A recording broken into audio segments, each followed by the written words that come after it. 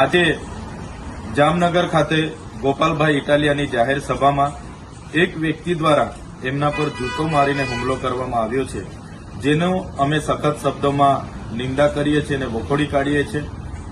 ગોપાલભાઈ ઇટાલિયા અમારા ધારાસભ્ય છે, લોકપ્રિય નેતા છે અને આમ આદમી પાર્ટી એ ગુજરાતના તમામ વર્ગના લોકો માટે આજે અવાજ બની રહી છે.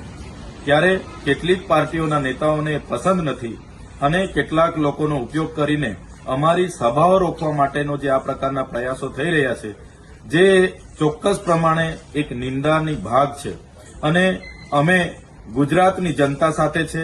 આવી રીતના અમારા લોકો પર હુમલાઓ અમે કોઈ પણ ભોગે સાખી નહીં લઈએ અને ગુજરાતની જનતા માટે અમે લડીએ છીએ અને લડતા રહીશું.